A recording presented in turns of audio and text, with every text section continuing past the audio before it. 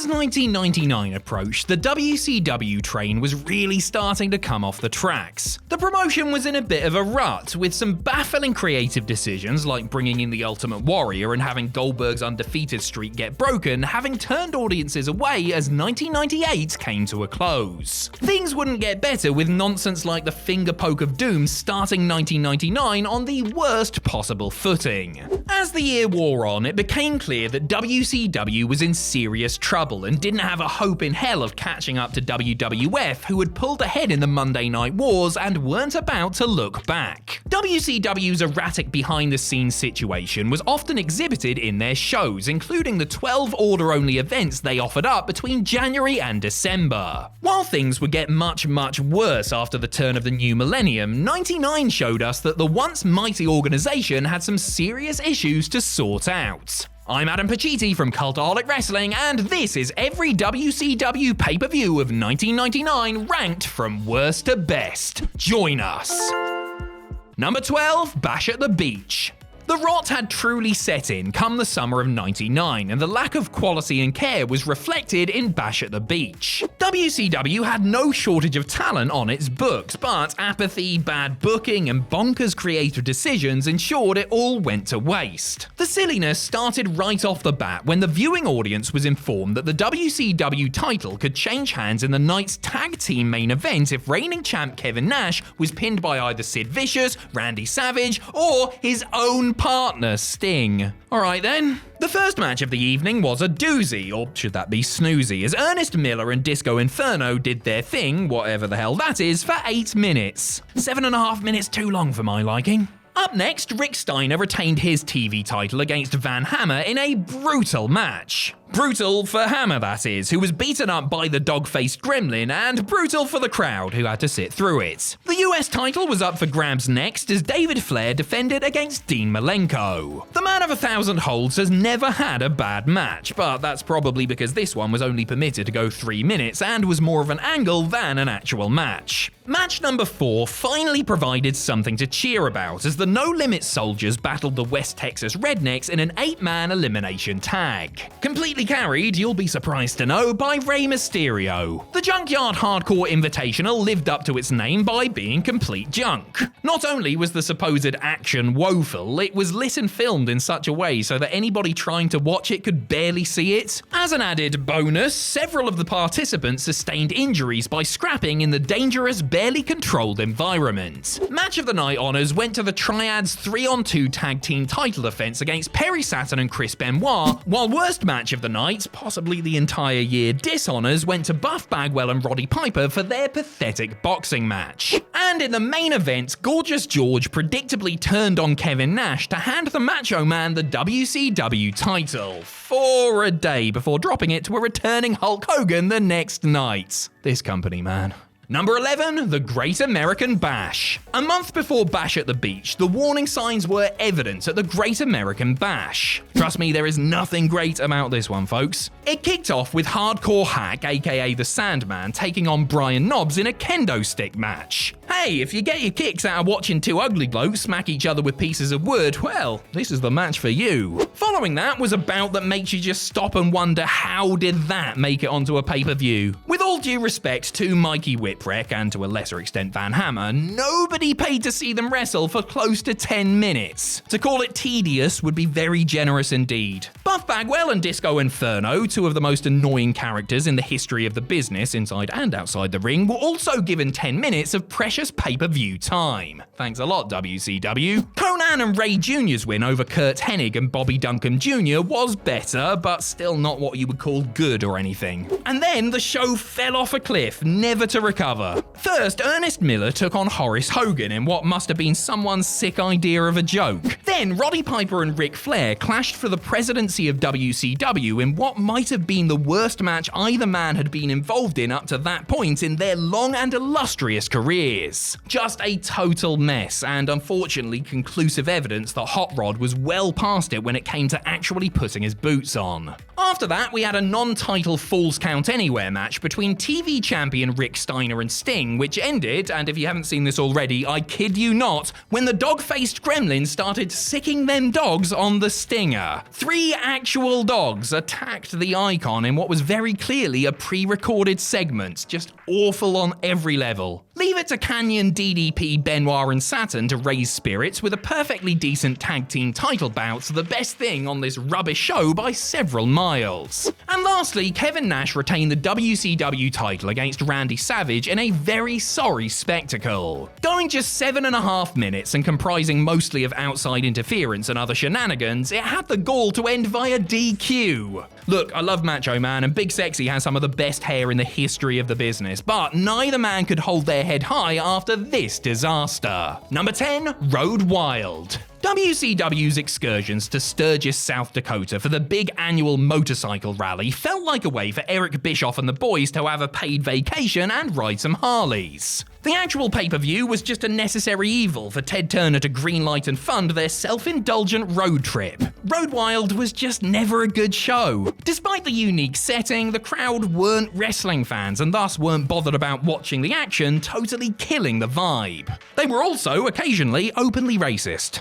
1999's iteration had nothing to really recommend and a whole load of suck. It got off to a fair enough start with a 6-man featuring the Filthy Animals taking on the Deadpool, Vampiro and the Insane Clown Posse. While the opposition were hardly up to snuff, you can always count on Ray, Kidman and Eddie to entertain. Harlem Heat's tag team title victory over the Triad was routine. The 6-man between the Revolution and the West Texas Rednecks was somewhat fruitful, even if you have to try hard not to stare at Barry Windham's cowboy boot-style sneakers throughout it. Buff Bagwell then beat the Cat in a match that's only interesting when you know the story behind it and how the two got into an actual scrap backstage beforehand. The match itself was hot trash. Chris Benoit's US title defense against DDP in a no DQ match was predictably solid. Sid's victory over Sting was predictably uninspired and a living example of two guys going through the motions for a paycheck. Rick Steiner didn't even bother going through the motions in his loss to Goldberg. Seriously, one of the laziest performances you will ever see on pay-per-view and a properly disjointed bout to boot. Dennis Rodman's WCW career came to a close with a loss to Randy Savage in a hardcore match. There was a spot in it where Savage put Rodman into a porta potty and tipped it over, causing excrement to leak out, and I mean, that pretty much sums the whole thing up, you know? A handy visual metaphor. And in a meeting of two of wrestling's biggest backstage politicians, Hulk Hogan faced off against Kevin Nash in a WCW title retirement match. The Hulkster, back in the red and yellow, brother, beat Nash with the usual, sending him on a nice paid vacation for a while. Sorry, I mean sending him into retirement. Yeah, that's what I meant. Number 9, Starrcade. Starrcade 1999 was a dark day in professional wrestling, and the show will likely always be remembered as the beginning of the end of Bret Hart's in-ring career. The Hitman was defending the WCW title against Goldberg in the show's headliner. And you know what? As far as Goldberg matches that go longer than 3 minutes, it was pretty decent. Unfortunately, an errant kick resulted in a serious concussion for Bret, which was then exacerbated by another concussion elsewhere in the bout. These concussion and post-concussion issues would shortly lead to Hart's retirement. Prior to that, there hadn't really been much to shout about at Starrcade, an overstuffed Russo-booked show that only boasted one legitimately good match. It began with Big Vito and Johnny the Bull beating Disco Inferno and Lash LaRue in a bout better than you probably think it's gonna be. The Cruiserweight title continued to die a slow death as Medusa won it from Evan Courageous. Once a highlight, the belt was now little more than a joke. Norman Smiley and Meng certainly had contrasting styles, but their hardcore title contest was entertaining enough. The Revolution's victory over the Varsity Club and Jim Duggan, on the other hand, was not. Ditto Vampiro's DQ win against Steve Williams, which was followed by Oklahoma versus Vampiro. You reckon they had a problem with Jim Ross by any chance?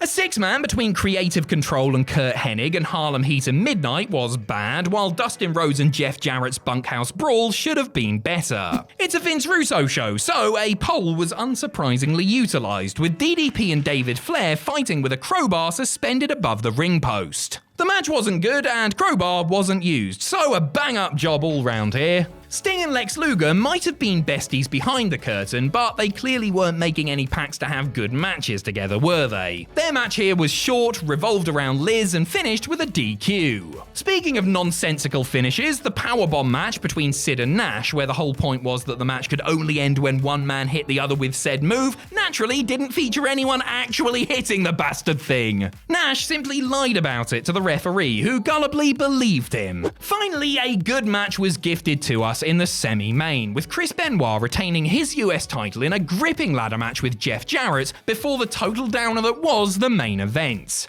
Number 8, Halloween Havoc. In October of 1999, Vince Russo left WWF to become lead writer for WCW. The wrestling industry would never be the same again. Even though Vince McMahon's organization had long since leapfrogged their closest competition after some close calls during the peak of the Monday Night Wars, Vinnie Rue's efforts and actions would help seal WCW's fate. His first major opportunity to do some damage was Halloween Havoc. Disco Inferno and Lash LaRue got us underway with a competent enough cruiserweight title match. Competent is a real compliment for that dancing idiot, let me tell you. The vacant WCW tag titles were put up for grabs in a 3-team street fight with Harlem Heat, the Filthy Animals, and the First Family. Naturally, they got 5 whole minutes, and it ended with a confusing finish as Harlem Heat won by pinning Brian Knobbs backstage, even though Billy Kidman pinned Hugh Morris in the ring. Eddie Guerrero's disqualification victory over Perry Saturn was eminently watchable, even though you knew both men were capable of more. It's hard to blame them for holding back by this point, to be honest. Brad Armstrong's win against Berlin was strictly filler and an odd decision considering how much hype Alex Wright's new character had behind it going in. To give you an idea of how useless Rick Steiner was by this point, even Chris Benoit couldn't drag a decent outing out of him. The Crippler lost his TV title to the dog-faced gremlin here, of course. Bret Hart and Lex Luger clearly phoned in their short scrap as the excellence of execution evidently didn't fancy carrying the total package to anything decent. Again, it's hard to blame him. Sting pinned Hulk Hogan, who simply laid down for his opponent to retain the world title in one of those infuriating, nonsensical angles Russo just bloody loves. On a pay-per-view this is, remember? Goldberg beat Sid via stoppage to recapture the US title in what was, I kid you not, the best match of the night and one of Sid's best matches ever. It was hard-hitting, had real drama, and didn't outstay its welcome, telling a simple story well. Ric Flair's strap match loss to DDP was the best bout the Nature Boy had been involved in for quite some time, though it was missing a certain something and had a bungled finish. And finally, Goldberg beat Sting for the world title in a match that was announced as non-title. The next night on Nitro, WCW then stripped Sting of the belt for attacking referee Charles Robinson after this match. Start as you mean to go on, Russo. Number 7, Mayhem. The WCW title situation was a mess going into Mayhem, a pay-per-view named after a WCW video game that came out around the time. After Sting had been stripped of the belt, a 32-person tournament was set up, with the semi-finals and final taking place at Mayhem. Starting the show with a bang was the first semi, as Chris Benoit advanced by beating Jeff Jarrett in the second best bout of the night, although it was overbooked 6 ways from Sunday towards the finish. In the other semi, Bret Hart beat Sting in a plodding match which once again featured way too many distractions at the end. The resulting final between the Hitman and the Crippler was good, but not great. It always had the potential, but too much silliness bogged it down.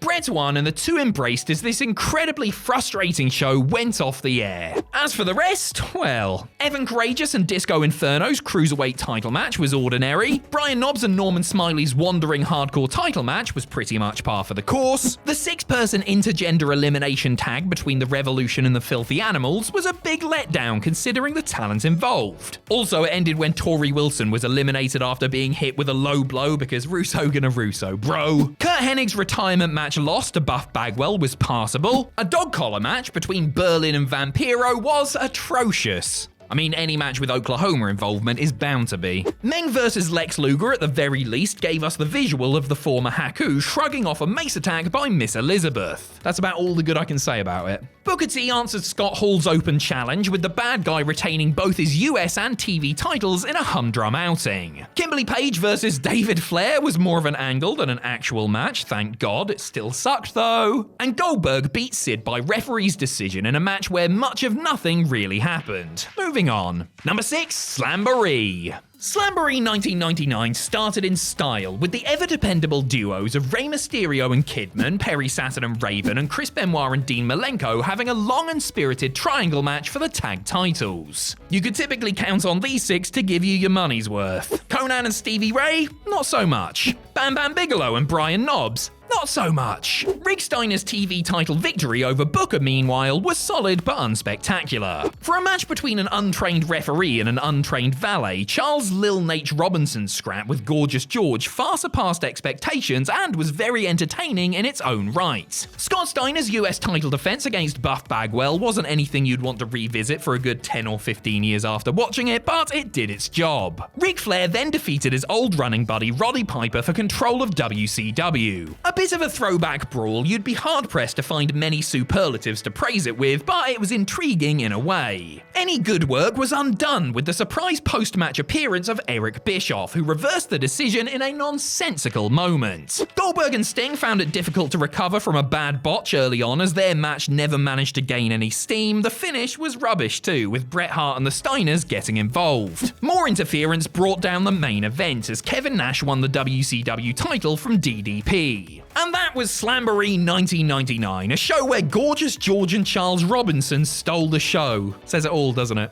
Number 5, Fall Brawl. For the first time since 1993, WCW's Fall Brawl didn't feature the company's signature War Games match. What it did feature was established stars like Hulk Hogan, Sting, Diamond Dallas Page and Goldberg trying to carry the load at the top of the card. In the headliner, Sting defeated Hogan in a basic yet massively overbooked match to win the WCW title. And in the semi-main, Goldberg beat DDP in a match that couldn't touch their classic from the previous year's Halloween Havoc, but was enjoyable nonetheless. The rest of the card wasn't worth celebrating, save for the two opening matches. In the first, the Filthy Animals defeated Vampiro and the ICP in as good a match as the Clowns were ever going to have. In the second, Cruiserweight champion Lenny defended his title against Kaz Hayashi in a match the audience didn't really care about, but which was technically very good, save for one or two minor hiccups. Elsewhere, the First Family beat the Revolution in a messy no DQ match before Rick Steiner continued his grand tour of not caring by defending his TV title against Perry Saturn in a yawner. Berlin beat Jim Duggan because Buff Bagwell refused to do the job for Alex Wright's new character. The stuff really knew how to endear himself to people, didn't he? WCW tried to cover for this by having Bagwell show up late to the show, so at least he looked like a complete moron and kayfabe as well. Harlem Heat beat the West Texas Rednecks to win their umpteenth set of WCW tag titles. Boring. And Sid kept his undefeated streak going by beating Benoit to win the US title. I'll give you £0 English if you can guess who did most of the work here. Number 4, Uncensored.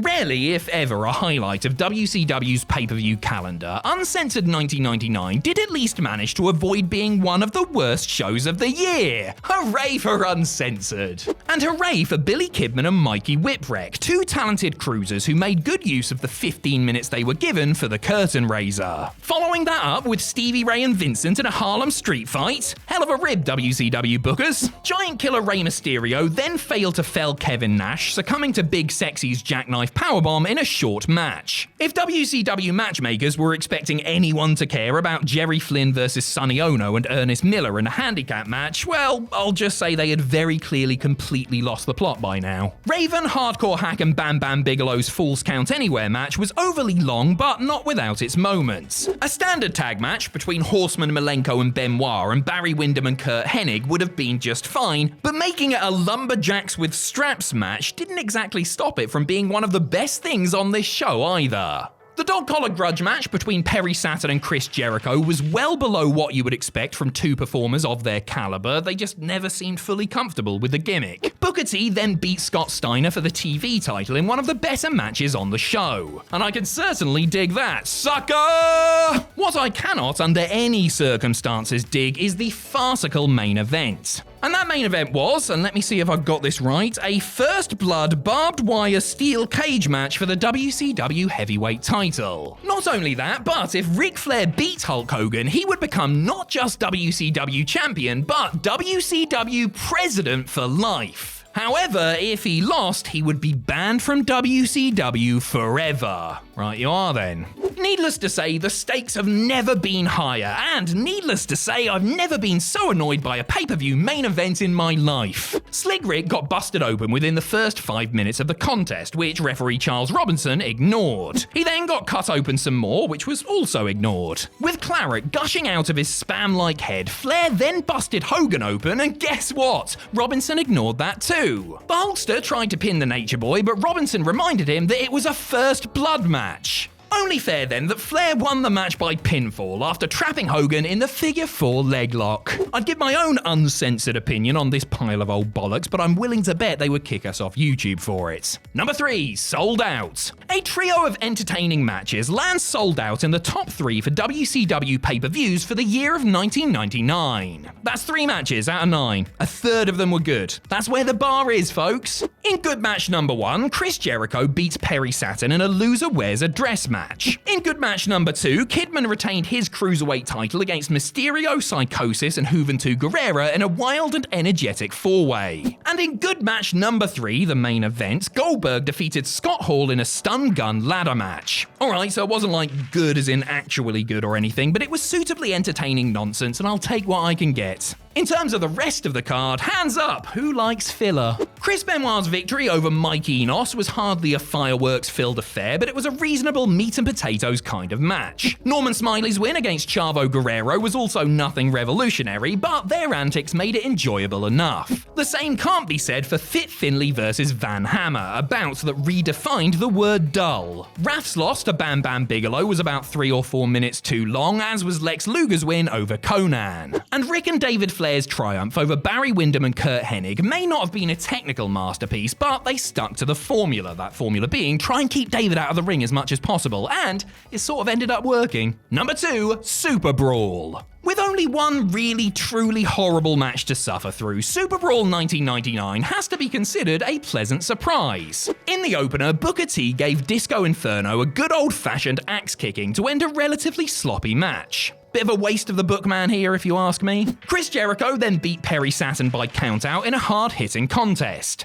They can hit each other as hard as they want, but it will not make me forget about the visual of Ralphus in a dress anytime soon. Kidman retained his Cruiserweight title against Chavo. Characteristically enthusiastic stuff here, no complaints. I'm not entirely sure what the hell was going on with the tag team title situation, but Benoit and Malenko beat Windham and Hennig only for the favour to be returned, and the Rednecks walked away with the gold. Again, not a clue what was supposed to happen here, but the wrestling was as good as the lineup would suggest. Another tag match followed, with the Outsiders battling Mysterio and Conan in a match where Miss Elizabeth's hair was on the line against Ray Ray's mask. Despite protesting the decision to go maskless since it was first suggested at Halloween Havoc 1997, Mysterio finally took the hood off after a surprisingly entertaining skirmish. Scott Steiner then beat Diamond Dallas Page to win the TV title in another good match. Sadly, the show's momentum was lost when Scott Hall and Roddy Piper stunk the joint out in their US title bouts. What should have been an explosive big man match between Goldberg and Bam Bam Bigelow was oddly muted, with not much happening in its near 12-minute runtime. And while Ric Flair and Hulk Hogan probably shouldn't have been main eventing pay-per-views in 1999, the two wily veterans knew enough tricks to whip a crowd up into a frenzy, which is what they did here.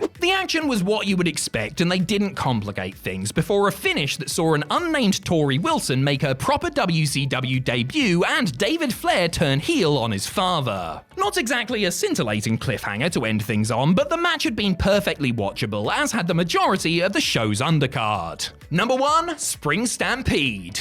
Perhaps WCW's last great pay-per-view, 1999's Spring Stampede, was gratifying from start to finish. It kicked off with a real treat as Juventud Guerrera battled cruiserweight newcomer Blitzkrieg in a blistering match. Both men left it all in the ring with an effort that put both men firmly on the map. WCW didn't capitalize on that, of course, but what are we really going to do about that now, you know? Something altogether different was offered up in match number 2 as Bam Bam Bigelow and Hardcore Hack battled in a plunder-filled hardcore scrap. Scotty Riggs beat Mikey Whipwreck in an unadvertised bonus match, which I think might be code for the show's going to run short, who can we send out there to kill 10 minutes? This was certainly that. Conan Hangman and Disco kept it real, that's a podcast reference there, my dogs, in a match that was better than you would imagine and managed to hold the crowd's attention. Rey Mysterio then retained his Cruiserweight title against Billy Kidman. I mean, it's Mysterio and Kidman on pay-per-view and they were gifted 15 minutes, so you know what you're getting here, and it's the opposite of bad. Benoit and Malenko then beat Saturn and Raven in a cracking Ravens Rules tag match. Once again, leave it to the grafting mid-card crew to bring the awesome. Not quite so awesome was Scott Steiner's US title victory over Booker T in a tournament final. I swear I've seen these two wrestle 50 or so times and it's always just alright and never quite hits that next level. Goldberg continued to avenge the loss of his winning streak by beating Kevin Nash. It was short, it was fine, we move on, right to the four-way main event for the WCW heavyweight title. There was certainly an abundance of star power on display as Ric Flair defended against Hulk Hogan, Sting and DDP, with Randy Savage serving as special guest referee. A match worthy of its billing, the whole dynamic changed when Hogan left with what may or may not have been a legitimate injury, turning it into a three-way. This made the match a little more coherent and also shone more of a spotlight on eventual winner DDP, who diamond cutted his way into the history books by winning his first world title.